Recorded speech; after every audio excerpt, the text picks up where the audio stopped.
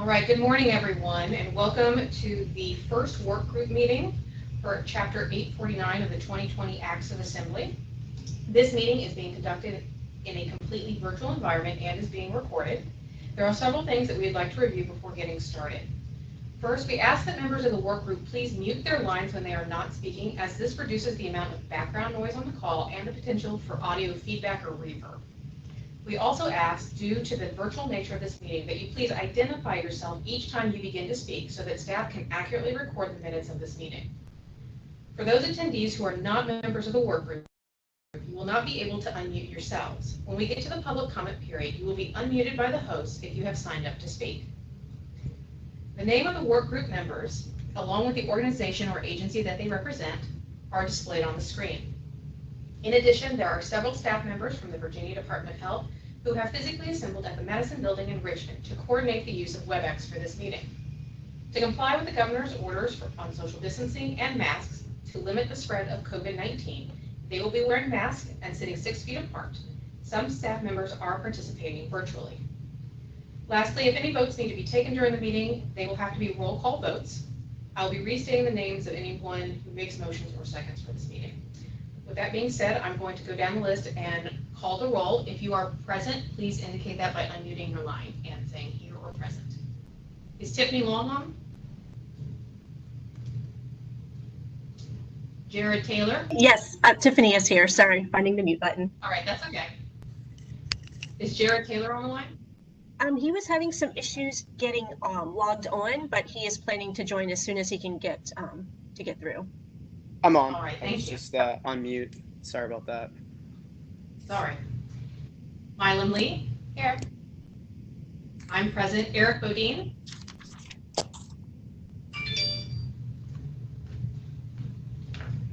Michael Capps?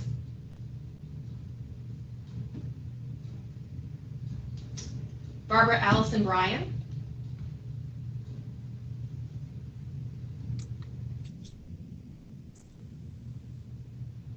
Tim Farber? I'm here. Thank you. Douglas Gray? I'm here.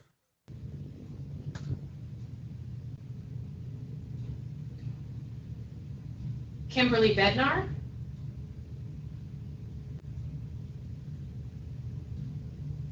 Chad Belton?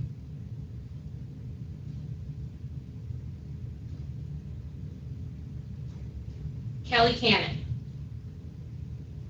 I'm here. All right, thank you. I'm going to circle back around and go over the folks who didn't answer the first time. Eric Bodine, are you on the call? Michael Capps? Barbara Allison Bryan?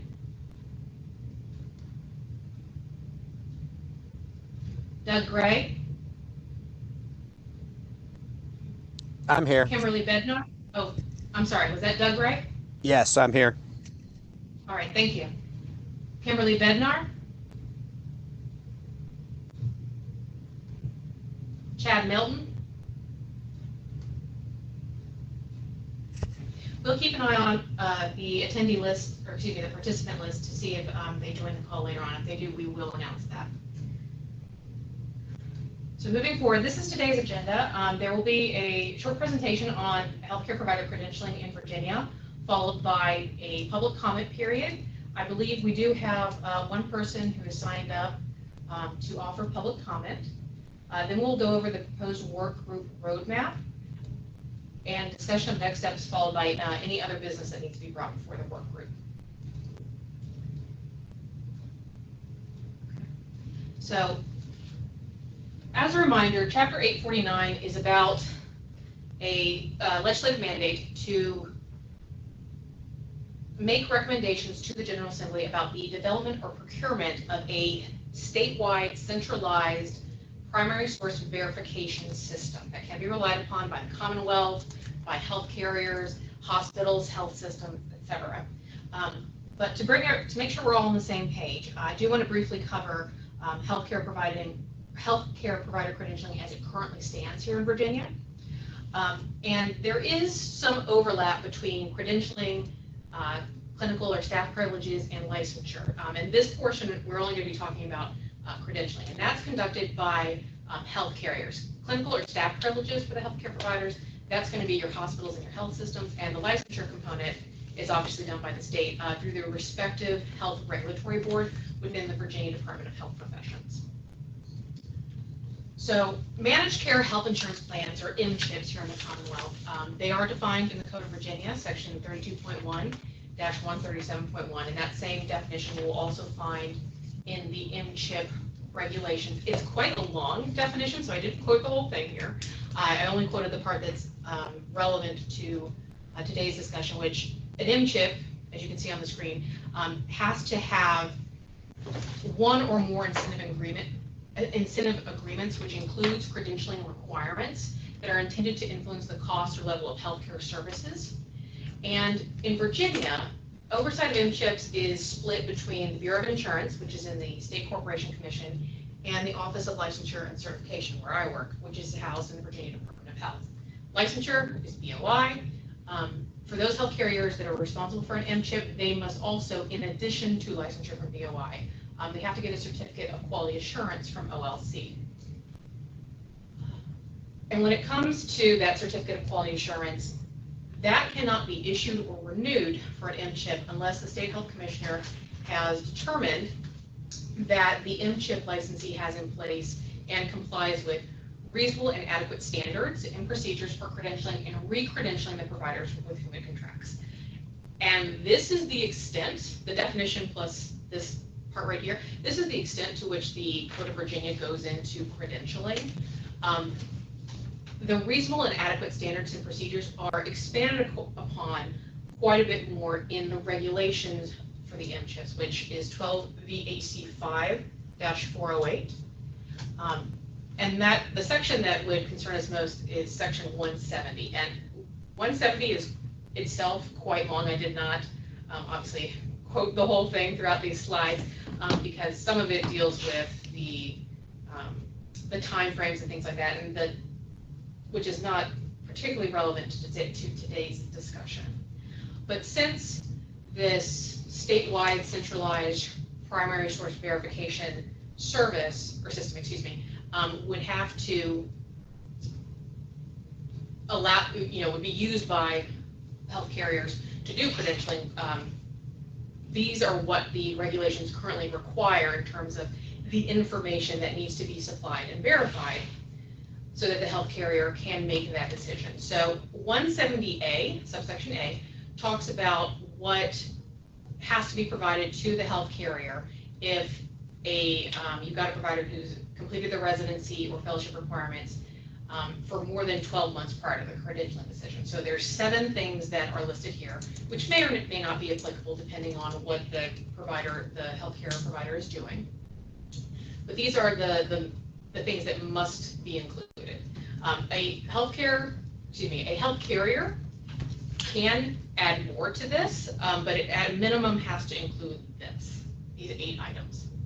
Now, for your folks who haven't been out there practicing for more than 12 months, subsection B talks about provisional credentialing, and there is the list of things that they must provide and be verified for.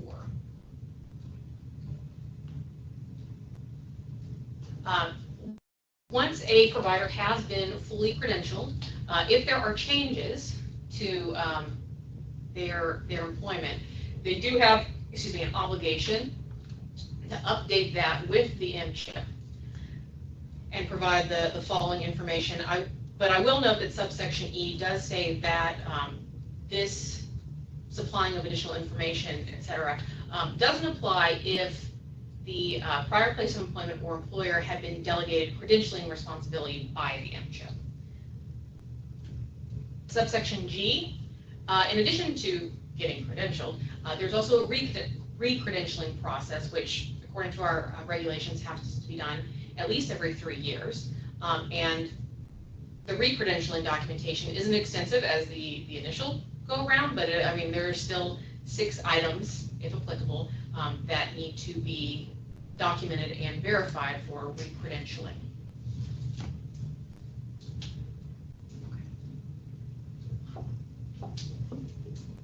So I'm going to pause here for a second. Are there any questions? Hop back one second. Are there any questions about the credentialing, regulatory requirements, statutory requirements, anything like that for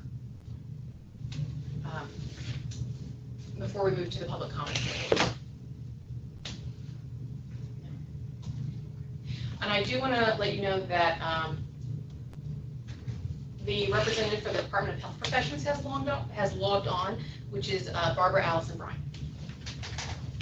Will this presentation be made available at all? Yes, it will. Is this Doug? Sorry, this is Jared from Block Health. Jared, okay, sorry.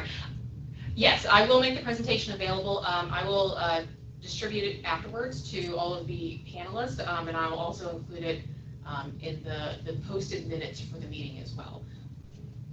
Great, thank you.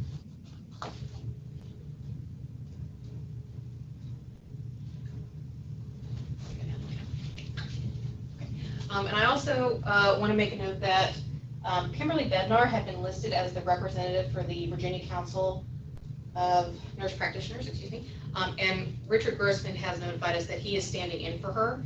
So he joined the meeting initially as an attendee, and he has been bumped up to a panelist, in case you caught the move of his name from the attendee list up to the panelist list.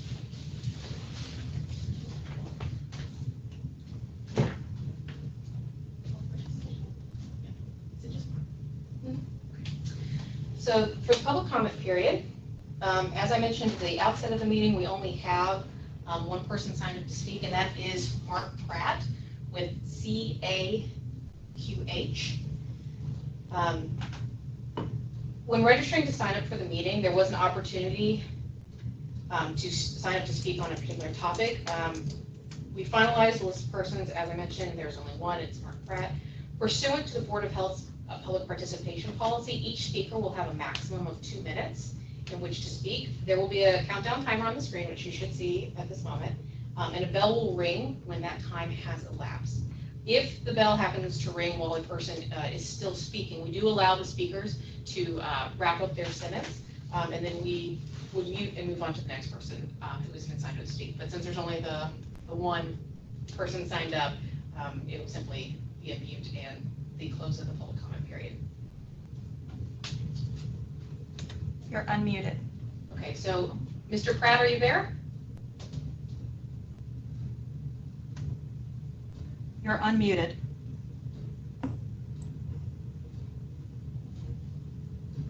Hello, hello. Hello. Can you hear me? Yes, we can. All right. Can you see me? I don't believe so. Not on the screen that we have, because we have it blown up quite large for our. Well, that's a relief. Thank you for the opportunity, Rebecca, and I'll be very brief. My name is Mark Pratt. I'm the Senior Vice President of Public Affairs at CAQH. We are a nonprofit alliance based in Washington, D.C. I'm actually based right here in Richmond.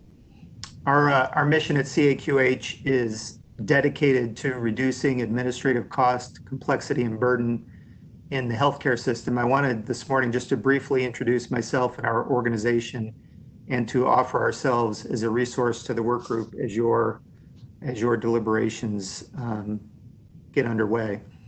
At CAQH, we develop shared solutions that we make available to all health plans, essentially those things that are non-competitive in nature that all health plans do, that if they are able to do it the same way across the board, it reduces administrative costs and complexity for them, but just as importantly, for healthcare providers for whom we make our services and initiatives available at no cost. So some of the things we work on include credentialing, primary source verification, of course, sanctions monitoring, coordination of benefits solution, electronic funds transfer for provider payment, and so forth.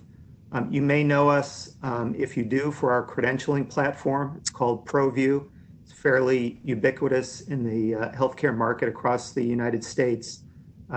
Essentially, it's the industry standard with more than 1.8 million providers currently active in ProView, and I believe well north of 80% of Virginia physicians currently in ProView. We certainly commend the legislature, the sponsor of the bill, the governor's office, and the stakeholder group for taking on this issue. We think makes a lot of sense. And as I said at the outset, we would look forward to serving as a resource. Thank you. All right, thank you.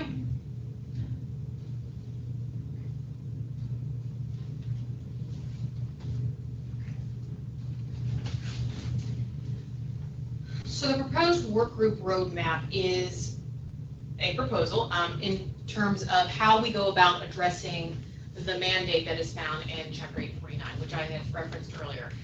As you can see here, it directs the Secretary of Health and Human Resources to convene this work group, to gather information, make recommendations on how the Commonwealth could either develop or procure a statewide centralized primary source verification system that can be relied upon by the Commonwealth, its health carriers, healthcare providers, hospitals, and health systems for healthcare provider credentialing. And then, of course, there's the list of stakeholders.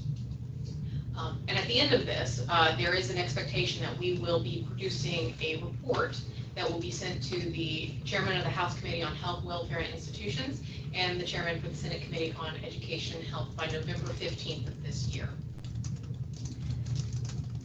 So the focus areas that we had initially thought would be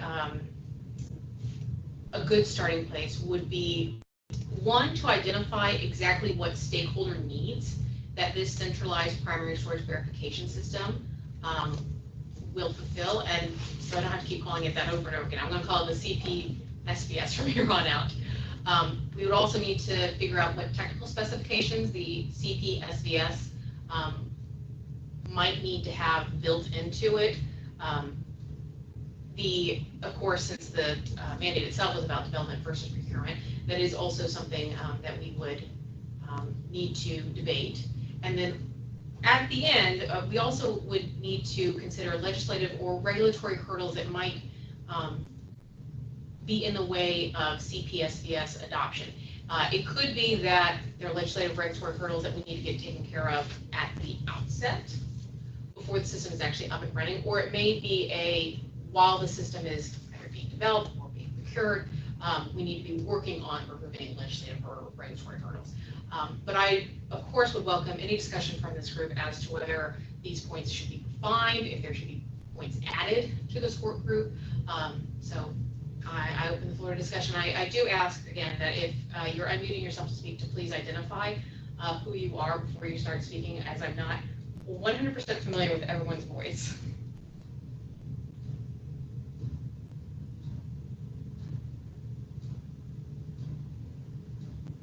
Well, this is Doug up. I thought I'd give you a little bit of background.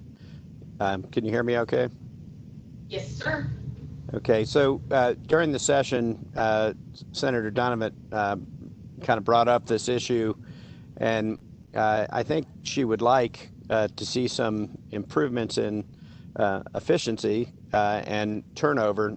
In other words, she'd like the process to take a little less time. And one of the challenges that we all recognize is that we're all in the business of primary source verification. And during our conversation, we talked about whether it would be possible for the state to take on the role of certifying that the primary source verification information is correct. And she had expressed some interest in blockchain technology and other approaches to do that. But the idea would be, or the idea that we had some discussion of, was that all of these different groups are doing the same work, although many have different wrinkles to what's required that would need to be addressed. But if the state could get to the point of being able to hire a vendor to be able to have a reliable answer that all could rely on, that it would make the process simpler and more efficient. And frankly, it might help with some shortage issues too when we have providers coming in. A lot of the providers that take a long time to be verified have their credentials from other countries. Some are easier to verify than others. And so that's another issue that would need to be addressed. But the idea would be to help the entire workforce deal with these basic issues of making sure that we have a reliable credential, in essence. And if the state could take that responsibility, it'd be probably the first time it's been done. I don't know of another state that's done that. But if somebody does, I'd love to hear it. Thanks. All right, thank you.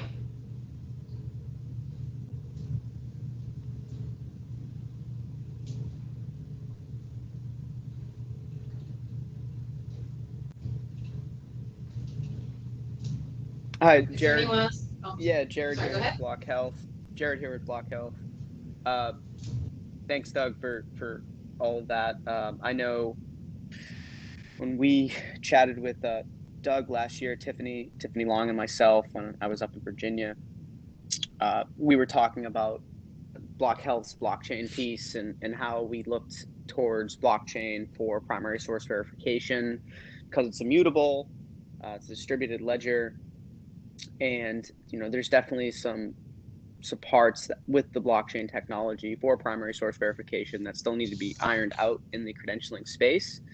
But I think the senator's thoughts on efficiency and speeding up the time it takes to get someone credentialed, I do think blockchain makes a lot of sense in the state of Virginia and beyond. You're starting to see more health systems and states be open and adopt blockchain technology for things like primary source verification. So we've started implementing blockchain for our primary source verification process. It can't be the end all. Blockchain technology is very important and it can provide a ton of value for everyone that's leveraging it to store information on. But I do think Doug's thoughts on that is moving in the right direction.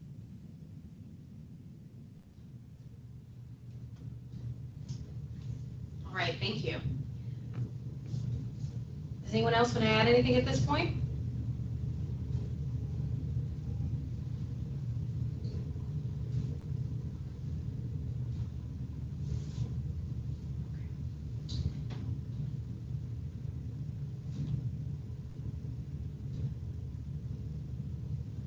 All right, seeing as there's no one else, This is Doug. is the work group. Oh, sorry, go ahead. This is Doug Gray again. I had one additional thought. I mean, I think as you look at the areas of focus, I think you are focused on the right topics. I mean, I do think we're going to see that there is a variety of needs amongst the different provider groups and credentialing questionnaires and approaches that they take to grant privileges. And so getting to the bottom line of what those are would be an important task. And I think if we could simply get through that process and make sure that we're understanding the total scope of needs that would need to be addressed would be helpful. I just wanted to share one basic issue from my experience in the past with health plans. Health plans generally fall into two camps. One is national plans, and the other are more regional plans or local plans. And so what ends up happening is they have different approaches. So you might have a centralized approach at the with a national plan level, and you might even have that at a regional level, and at a localized level you might not. Some might have delegated credentialing for providers. So what the interesting thing is amongst all of their different approaches is the one thing they have in common is if they could rely upon the state having already done the work, it would be helpful regardless of the model. And I think that's an interesting opportunity. And I think that may be also true for providers, but I don't know. And I think that might be an interesting aspect to your 4 areas of study. Thanks. Okay, thank you. Yes, thank you, Doug. Well, on the subject of stakeholder needs, The stakeholder needs for CPSVS, the system stakeholders that are named, excuse me, that are named in the bill. You have, I'm so sorry. You have the Commonwealth of Virginia, you have the health carriers, healthcare providers, hospitals, and health systems. And I think a good starting point for all of these is to first ask what needs the system needs to fill that are common across all the stakeholders. And I, again, welcome a discussion on that particular point. Certainly, I think education verification is one that definitely springs to mind, but I would love to hear what others you think are common ground that all the stakeholders need to have verified, and just kind of using that as a springboard for what the system needs to accomplish for all named stakeholders.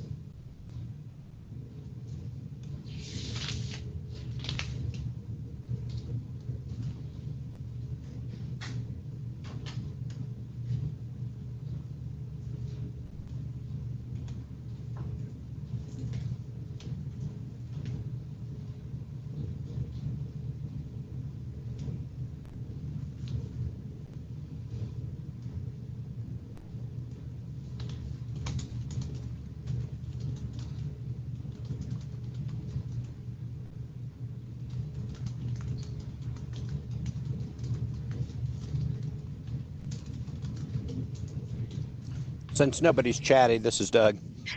I think the bottom line is that education and violations are really two key areas, but you already identified the list of things that we're responsible for, and to the extent that we can make sure that we capture anything that goes beyond that list, and that's something that I'd be willing to offer to do with the health plans is in their credentialing process, do they do anything that asks for anything that goes beyond? And I'm happy to work with Mark on that as well, in terms of identifying anything that goes beyond what you already identified in statute. And I think we could follow the same process for the hospitals and healthcare providers if they thought that would be helpful. I would ask Kelly if that made sense.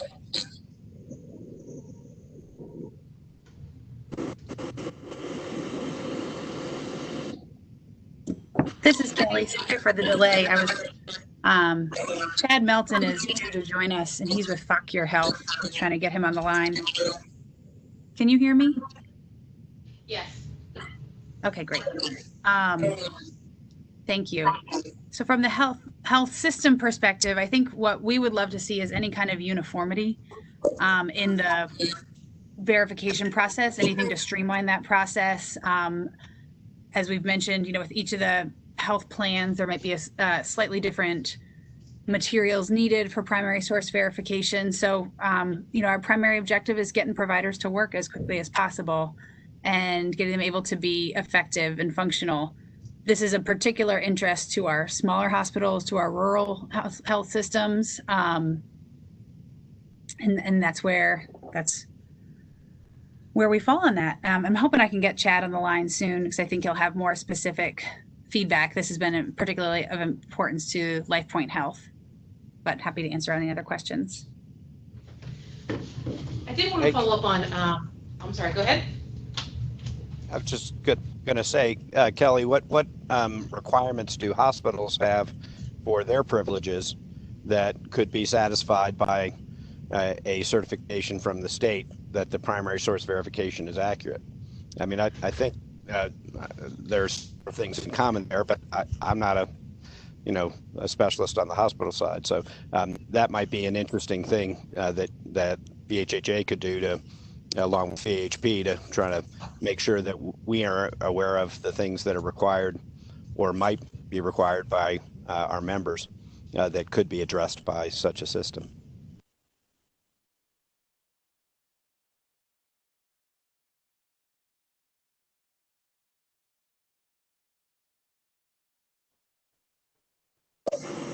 I can't hear you, Kelly. I think you're still on mute.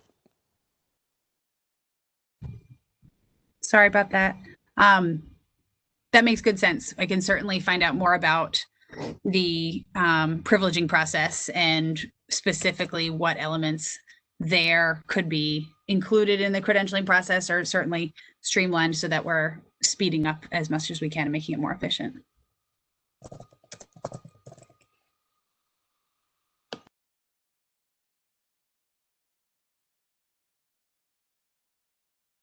This is Barbara, as both someone who has applied for credentials at various hospitals and someone who works at PHP. I know one thing, some basic legwork we just need to do. I mean, I have a Virginia license with my medical degree hanging on my wall in my office, but anytime I apply for hospital privileges, I gotta write to my medical school again and get it back. I have a Virginia license and they've already approved they already say I have it. There's some simple things that we could even be doing now. But I think we do need those lists. I mean, I think we need some tangible lists about what are folks looking for. Where I did my residency, where I practiced before, so that we know what to keep in our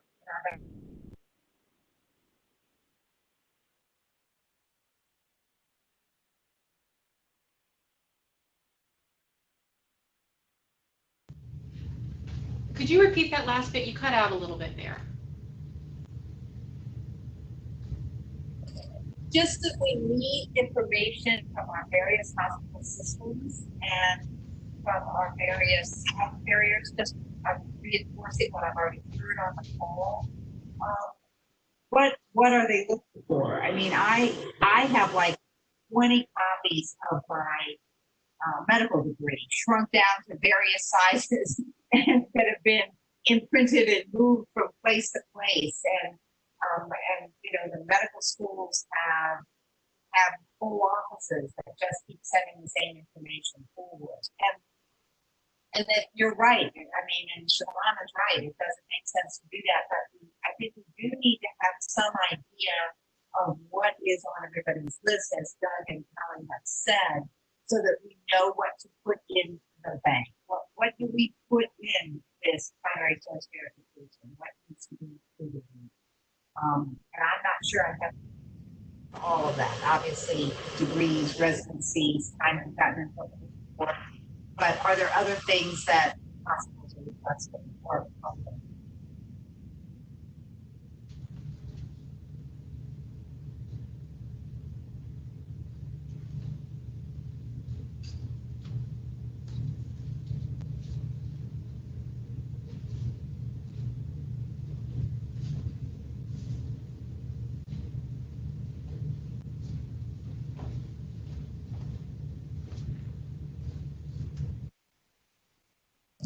So, Doug, it sounded to me like you're willing to take on what needs are common across all stakeholders. Did I hear that correctly? Working in tandem with Kelly, maybe, to come up with that list? Yeah, well, I'm willing to take on the health plan differences, and would be glad to work with the medical society and the hospitals to figure out what their differences are. I mean, I'm not certain, but I thought at one time that one of the local societies was in the business of actually offering credentialing or privileges assistance. So I think there's probably more out there than we know about from the first step. I do think it's interesting that the Federation of State Medical Boards has a blockchain information already. They call it credential verification service. And so for physicians, that's already available for MD. I don't know everything that they keep in there. I could take that on to find out more about it if that is not something that other members of the group know more about than just that it exists. I'm happy to find out. That's like bullet number 4 down here, what needs are already being met by centralized systems. I can find out what's in that vault and if physicians have to have things in that vault or not, if that's helpful.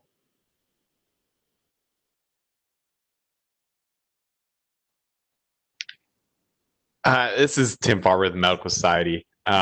We're more than happy. I do think that there are some, like Doug mentioned, some local societies that offer this. I'll need to do some digging if somebody wants me to do that. I'm more than happy to work with Doug or whoever, and we can find out what else is going on throughout the state. But we agree, we're looking for efficient and accurate credentialing. But whatever else anybody needs from the Medical Society, I'm more than happy to answer questions or find somebody that can answer them for you guys.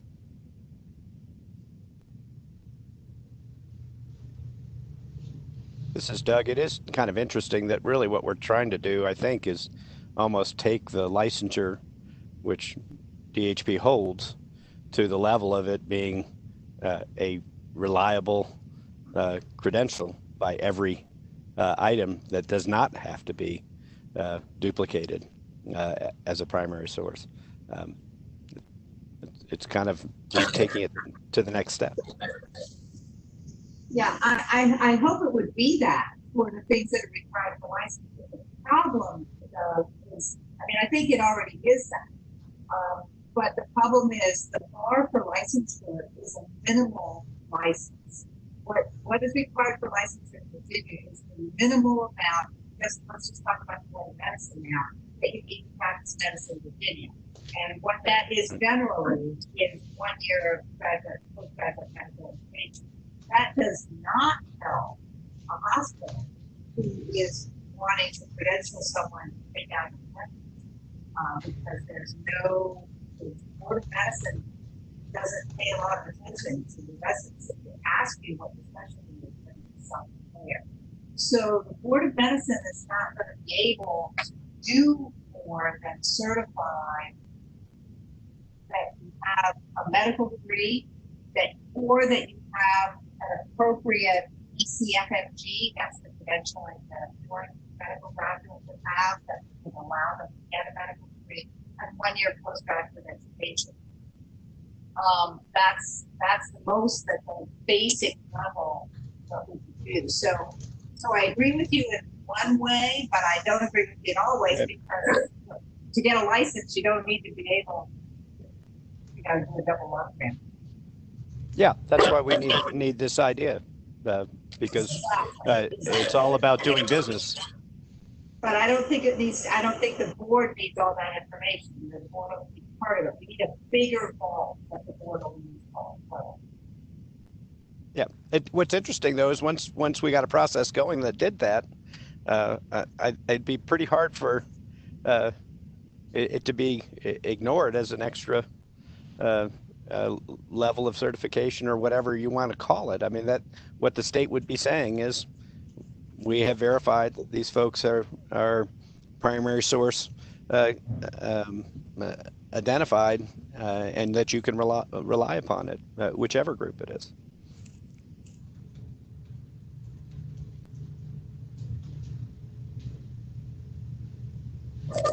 Tim from MSV, do you know more about what is in the Federation of State Medical Boards called? How detailed that information is? I do not off the top of my head, but I can certainly start digging around for it. I think that's a great first step, because they've already got the technology and they're already doing it. And if they're keeping residencies and board histories and stuff, then we're well on our way to having some answers to the question.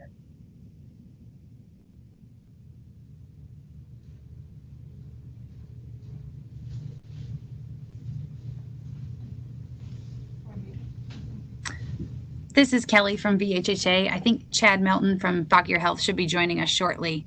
I just wanted to confirm that I'm happy to work with Doug, work with Tim, and get some more information about the hospital staff privileging side and make sure that we know exactly what elements are included in that process. But really, anything we can do to streamline and have a single statewide expectation of the materials necessary, it sounds like from Dr. Allison Bryan's personal experience, would make a big difference. I'm interested in the concept that no other states have something like this, and if we know any more about whether that's in process in other states, or whether others are exploring this as well? This is Tiffany from Block Health. There are some other states, to my knowledge, that have different levels of an idea like this. Arkansas has a statewide CDO. I'm not 100% sure what elements of the primary source verification process are shared amongst the stakeholders, but I'll certainly look into that. Other states, I heard you mention, I think Kelly, a little bit ago, one of the problems is uniformity and getting to a point where we can all accept the same primary source verifications if it's coming from a trusted source. Also, are we sharing a uniform statewide application, which Virginia has kind of talked about before in the past, but never made any solid action on? There are other states that we could probably learn from there as well. Washington has a really nice statewide application that all of the stakeholders use. Again, Arkansas, Texas as well. There's quite a few of them that have some level of uniformity. And then there are states that was mentioned earlier that are looking towards integrating some sort of blockchain technology in with what's already being done to enhance those services. I don't think anybody has really made a strong effort towards that yet because there's still so much uncertainty. I think Wyoming was one of the states that was kind of leading us in that forefront. So maybe there's some lessons learned there as well for us. I do have experience, I mentioned earlier, the Medical Society owned CDO that's in Richmond. I had experience with them as well, and they were able to centralize the process within the Richmond market. But again, you run into issues with uniform applications and that sort of thing. So never was really able to centralize a process amongst the whole state, just kind of within the Richmond market itself. So I do have some experience with that, and definitely willing to work in any work groups to help kind of parse through that process to see what are some things that could be duplicated, what were we able and successful in having all of the entities accept. So just definitely tag me wherever I can be of assistance. This is Doug. There's lots of attempts to try to streamline credentialing applications by different entities, and every different group, whether it's hospitals or physicians or health plans, have tried to work on that. But what we haven't worked on is the back end of it, which is where all the work is. I mean, the actual application is centralized in the health plan space. What isn't is the work behind the scenes. And I think the same thing is generally true, but not completely true in the hospital and the physician space. I mean, it is true that some folks will always reserve the right to ask a question that's different than everybody else's question, and that is a little bit of a fly in the ointment. But if you can get the verification to be relied upon, I think it's going to speed up the process dramatically, regardless of which sector that you're trying to work with. But I mean, we stopped short of asking for in this study trying to have a universal privileges and credentialing application system. I mean, that's boiling the ocean probably.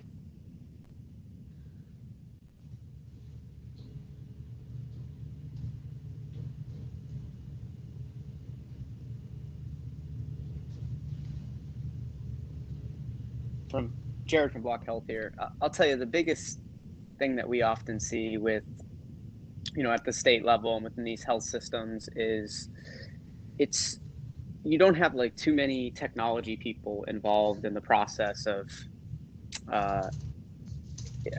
credentialing. You'll have some CIOs and some CTOs that provide input, but for the most part at the state level and within these health systems, no one's been really looking at the workflow and streamlining it to the degree that it needs to be streamlined. And we've had these conversations.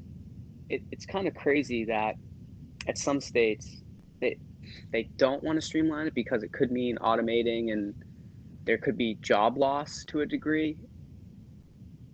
I mean, with any automation, that's going to be the case. I think one of the biggest challenges in implementing something like a CPSVS is getting people to be all in on automating certain tasks that should 100% be automated. And, you know, you never want, due to automation, jobs to be lost. You want them to instead be reallocated. But we need to get past this thought process that, I mean, Tiffany and I always hear this. This is how we've always done things, right? So we need to get to a point where everyone can agree on something.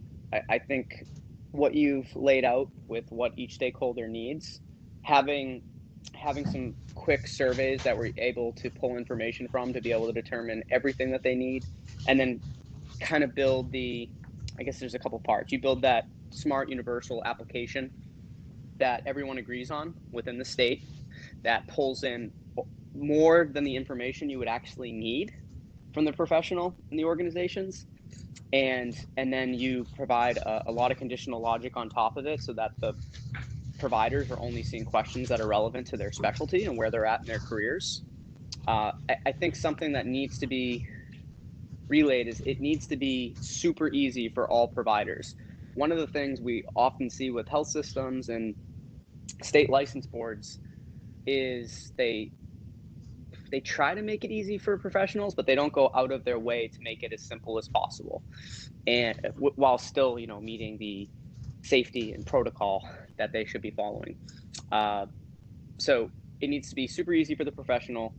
It needs to be have over the amount of information than you would even need so that it meets the requirements of all the stakeholders, and people kind of need to get out of their own way of thinking to make sure that this will actually move forward and get to the level that it needs to be at, because, you know, we need to get to a point in many states where this is a thing, where we're trusting the verifications that are taking place to the degree that we don't have to keep re-verifying them like we do now.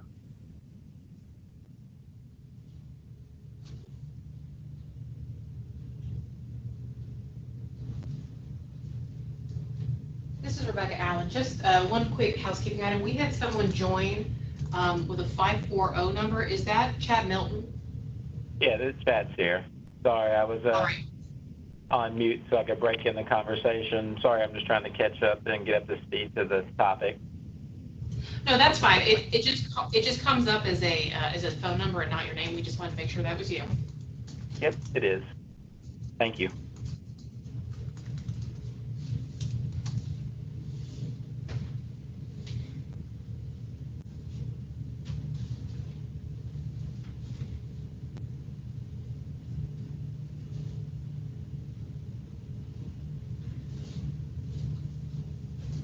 Seems I killed the conversation a little bit there. Sorry about that. So it sounds like one of the next steps that we need to take to keep moving forward would be to do a survey, essentially, of both the health plans and the hospitals and health systems to figure out what it is that they specifically need out of the system, what outputs the system needs to give them. I know Doug had mentioned, you know, they need, there's the education component, there's the discipline component, etc. So that seems to be one of the next steps that we need to take. And then the for the Medical Society of Virginia, excuse me, it sounded like there was not only a component of needing to go back and survey your members, but also it sounded like, provided I heard this correctly, that there was a system that you all have here for this marketplace that is already it already functions as sort of like a centralized source for information. Did I catch that correctly? Yeah, I'd have to verify it. I believe I've heard that, but I'll go through and double check. But I think that is accurate. If you could check on that and bring that information to the next meeting so that we can review it and maybe use that as a jumping off point for a model moving forward. If Medical Society of Virginia has had some success with that. That would be helpful to be able to model that, not have to completely reinvent the wheel from scratch in this this report that we're ultimately going to be presenting. Right. We'll do. Thank you. And for, I'm sorry, go ahead. This is Doug. Just one observation. I mean, as we work through the process of trying to figure out what we might want and what might go into an RFP, you know, we're really trying to collect the best of the knowledge of what people can offer, but at the same time trying to be vendor neutral. I mean, in other words, these are what we want, and then they can compete when we get to the what we want part. Of course.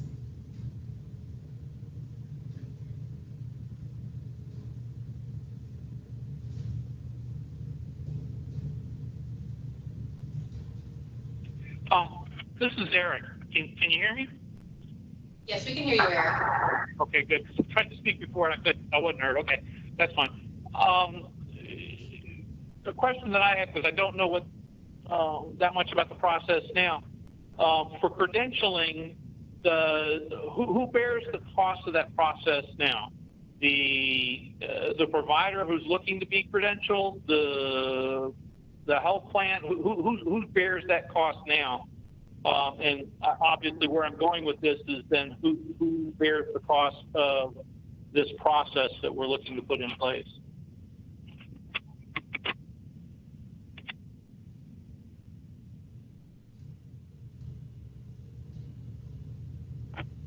I think the short answer, this is Doug, is everybody bears the cost.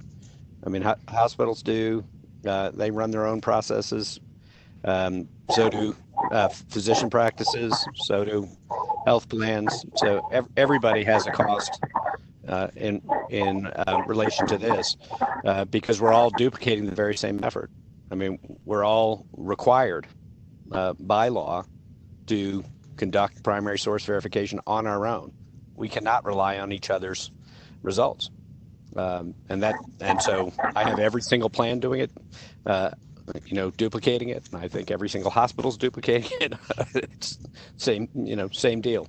And so everybody has some cost to it. I mean, obviously the state taking on the role of this one piece of it will make it easier for all involved, but it will not replace the responsibility of each entity to have a file and process in place to verify their provider, regardless of which group it is. This is Eric. Yeah. Okay. I understand that.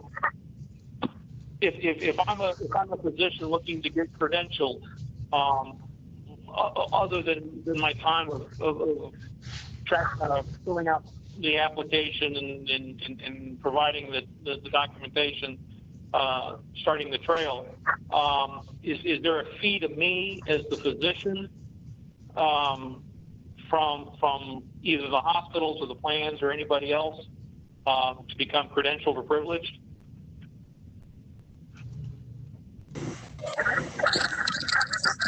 I've never.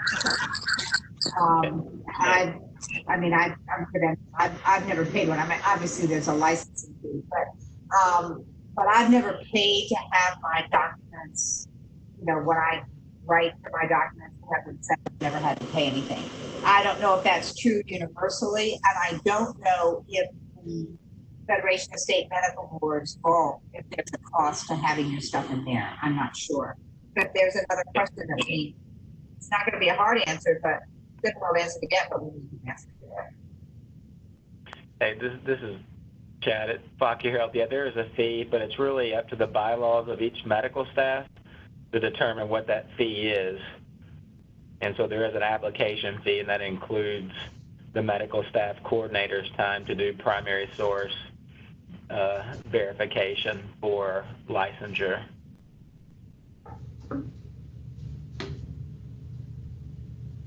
This is Tiffany. I can also speak to that. There is typically a fee of some sorts. As Chad just said, a lot of times the hospital have membership dues that cover the cost of a hospital processing primary source verifications. If a centralized CDO, such as the one the Medical Society has, there is a fee that is shared amongst the practitioner along with the entity that's receiving the information. So there's fees on both ends. When applying for state licensure, there's always some sort of fee, and that's a flat fee to actually get the license, but there's also some hidden fees, if you will, like transcripts have to be sent, verifications from other states have to be sent to the medical board to add to that application. There's always a fee, anywhere from $10 to $50 typically, to have those sorts of verifications sent over.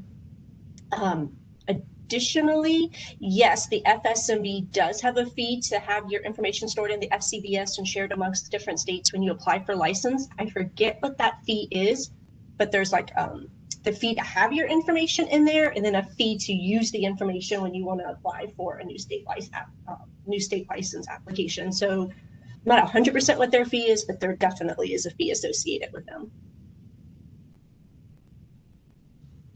This is Doug. I'm glad to check, but I don't believe there's any fee to use the universal application through CAQH. I think the provider isn't charged the fee in that case, but I'll double check. I believe the fee for providers in the CAQH is free. The information is paid for by the managed care payer in that case. I believe they pay an annual fee to participate, but I know there was somebody from CAQH earlier that probably can answer that question.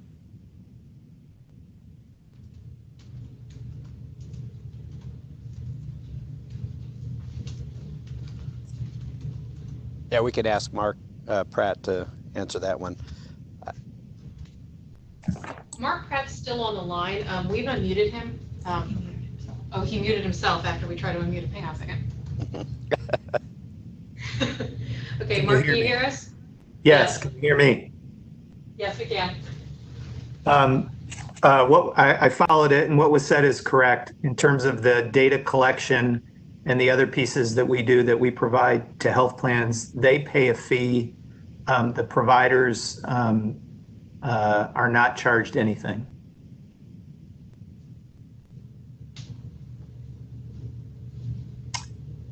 So the CAQH ProView, the data collection for credentialing, again, is at no cost to providers. Likewise, the other services are paid for by the health plans and made available and for the benefit of providers at no cost to them. I couldn't speak to whether the plans individually might do anything on their own. I'd be surprised if they did, but I'm not aware of that. Hope that helps.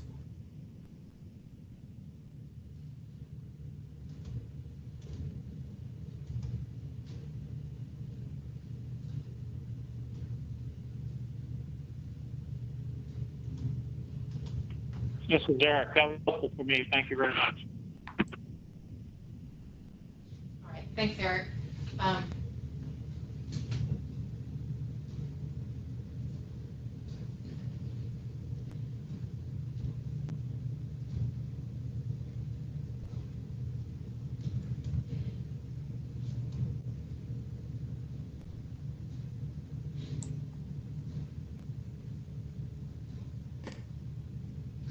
Apologies.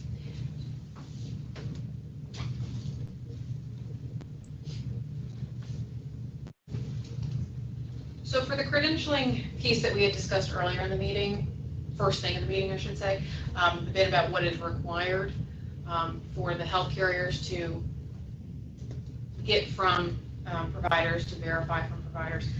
As I've noted, that is, those are the required minimums, but they of course can ask for more than just that. So, Doug, are you still on the line? Yes, I am.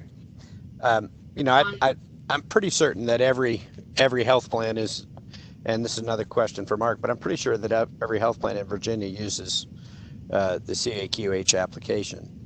So as far as I know, it's uniform. Okay. But we can obviously go through all the plans and try and verify. But I'm pretty sure that that's the case. Yeah, this is Mark. There may be a few exceptions, but certainly all of the major plans, all of the Medicaid MCOs and most others do use ProView. There may be, and I'm sure are some plans that do business in Virginia that don't, but the vast majority do.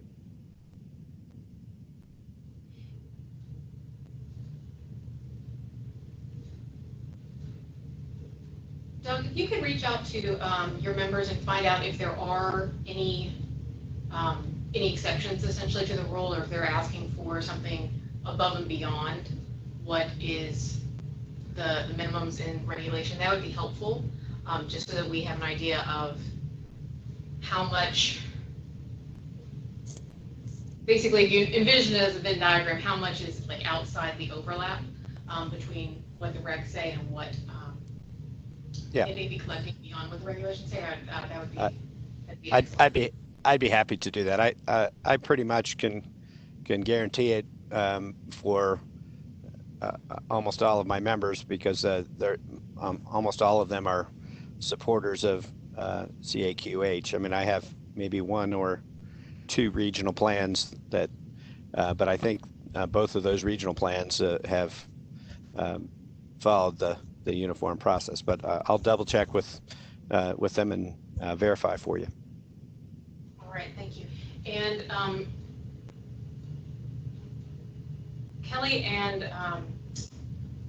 not Dr. Milton, sorry, Chad Milton, if you could follow up with your hospitals and health system members to see if there's anything that they are doing that is an exception as well when they're doing the credentialing.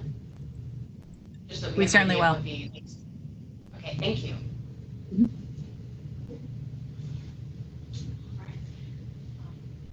Is there anything else anyone would like to add? Any information, excuse me, that you all would like to see brought to the next meeting, presented at the next meeting, so this work group can keep moving forward with formulating what our recommendations are ultimately going to be, so that we have a handle on the needs of the various stakeholders. And I'm sorry to jump in late. I'm joining. This is Chad at Fakir. So we're talking about credentialing not just for insurance, but also hospital-wide credentialing. Is that accurate?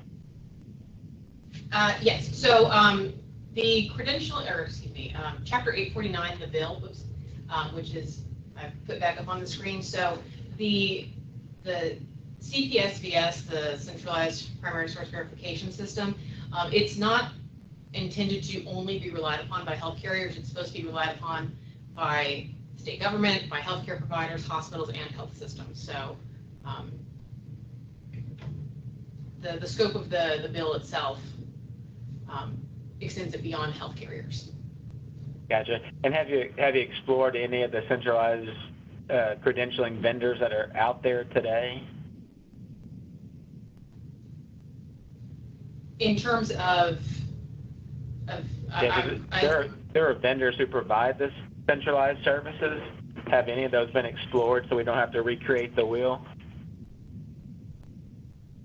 Well, the ultimate report that we will give to the House Committee on Health, Welfare, and Institutions and the Senate Committee on Education and Health is going to include whether or not we as a work group recommend that either the state develop the system, or if they go out and procure it. So that would be one of the avenues of discussion that we would have to explore as a work group. Yeah, and I just bring it up because every insurance plan is a little bit different on what they require, and then for credentialing at the hospital really is, they have to be a Joint Commission accredited organization and meet the standards. There are certain things that have to be done in order to ensure proper credentialing if you're a Joint Commission accredited facility. I'm just wondering if anything had been solicited from those vendors so that we can look at where the gaps are, and then if we're going to create something separate, what could we do better? I would certainly be happy to look into that. I know we had invited, I'm not sure if he ultimately joined the call, we did invite the Department of Health Office of Procurement and General Services to be part of this work group as well. So I will work with OPGS, within the Department of Health to get more information on the vendors that are already out there. Gotcha. I know with LifePoint, we have 89 hospitals, and we're now a licensed CVO, so all of our applications are standardized, and they go into a repository for the entire system so that we can cut down on the overall cost and the time it takes to process an application, because there are certain requirements that need to be done. I know the Air Force also has a CVO, standardized application, as well as what they require, and so I was just curious if a vendor had already been looked at. No, a specific vendor has not been looked at this time. Okay. And has an outline been done with all the various side-by-side analysis been done for health systems, for insurance, so for the payers, for Department of Health, about what their specific needs are? So there is in the MCHIP, the Managed Care Health Insurance Plan regulations, there are the prescribed minimums of things that need to be collected, documented, verified by the health carriers as part of their credentialing and re-credentialing processes. So there are regulatory minimums that they have to meet. And one of the things that I had asked from Doug with the Virginia Association of Health Plans, and then also Kelly, is to circle back with the respective members of VHHA and VAHP, to see if there's anything beyond or an exception to what is the regulatory minimums, so that we have an idea of what everyone is collecting. And I don't know how much work it is. I mean, I think it would be helpful for the group to have that side-by-side analysis. Of course. So that we could see where things match up and where they don't. Yes, I think that's a great idea. I will make sure that is part of the next work group meeting, that information is presented in that side-by-side fashion. All right, awesome. Thank you. Yeah. This is Doug. His mention of the military is a good point. We should find out what they require as well. Yes, I think that's a good idea. Let me. I have a couple contacts over at the Virginia Department for Veteran Services. So I will follow up with them to see if they can provide me that information. If not, I will keep looking to find who would be the best person to get that information and make sure that's included as part of the side-by-side as well.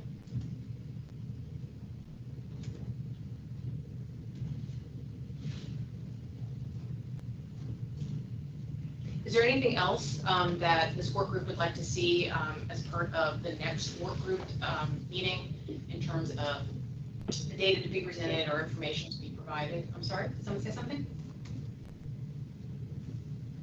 No? Okay. And then,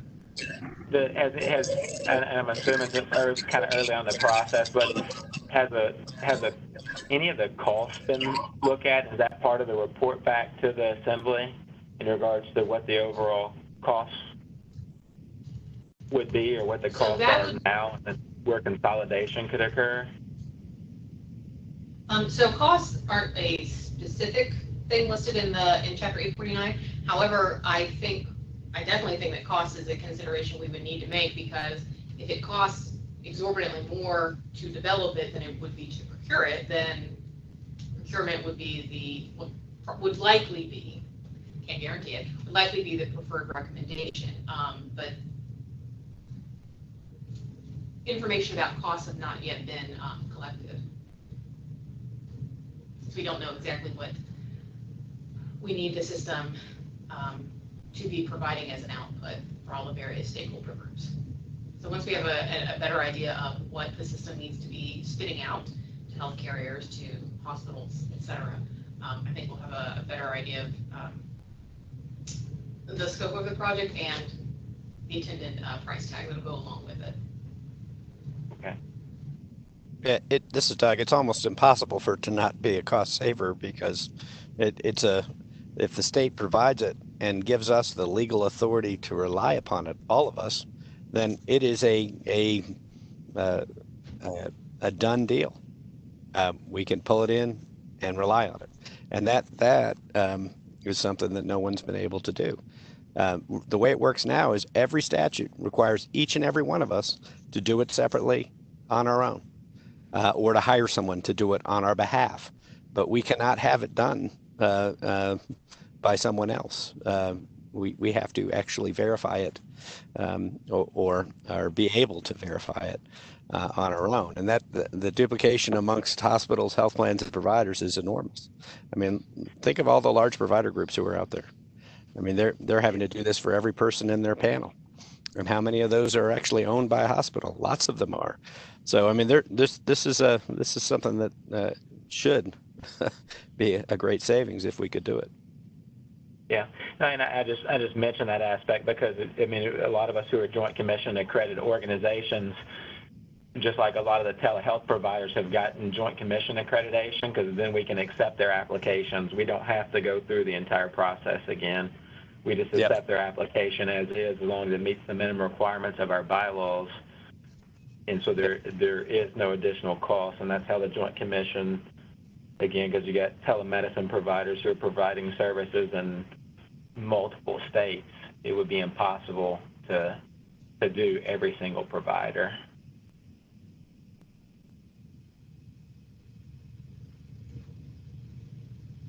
Definitely a new wrinkle.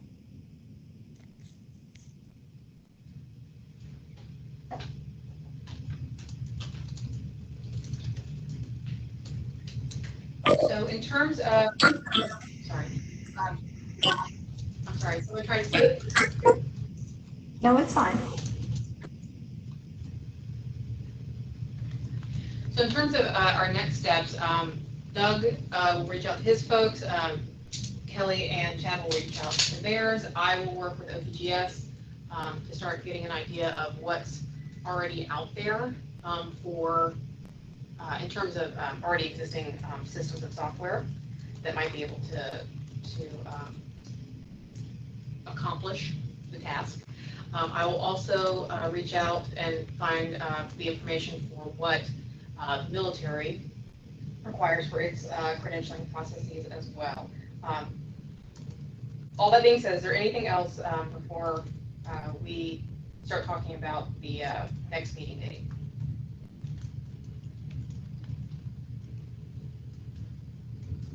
Okay. Hearing none.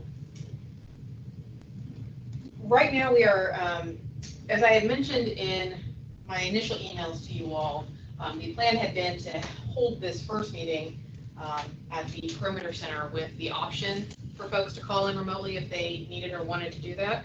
But we couldn't obviously do that because the Perimeter Center is in the middle of technology upgrades. Verizon's coming in and doing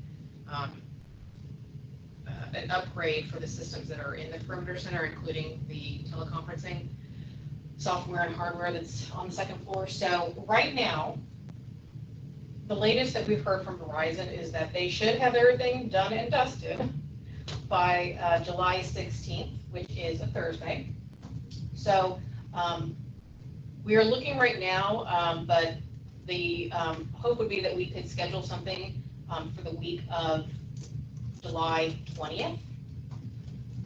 That way, that gives Verizon a little bit of room in case they need more time to get the updates in place, and also gives VDH staff the opportunity to go in after they get the upgrades done to make sure that we know how to operate the new systems that they're putting in for us. Does that sound doable for this group? I've reached out to our scheduler for the Perimeter Center, and she is currently looking for which boardrooms would be available the week of the 20th. But I just want to go ahead and let you all know that that's the week that we're looking at. Is there any big conflicts or can't do dates that I should be aware of?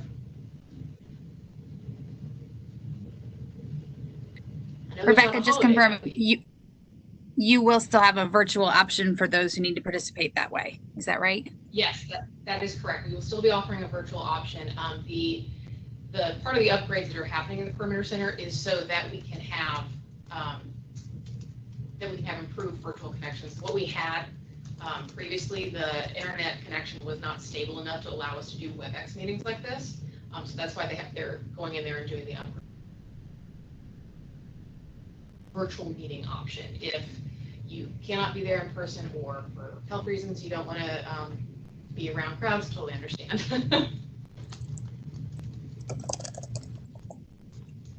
Thank you. Okay, well, I will, as promised at the beginning of the meeting, I will send out a email that has this PowerPoint presentation in it. The meeting, as I noted at the beginning, was recorded. We will have the meeting recording available as well. Minutes will be posted on Regulatory Town Hall.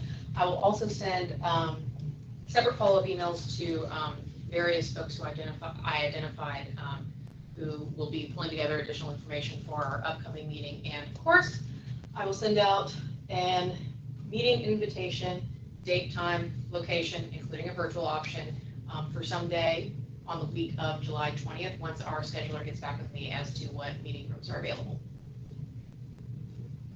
All right, are there any questions? Thanks a bunch. All right. Thanks, Rebecca. Thanks, everyone. Bye, guys. Bye-bye. Bye now. Thank you. We will now end the recording.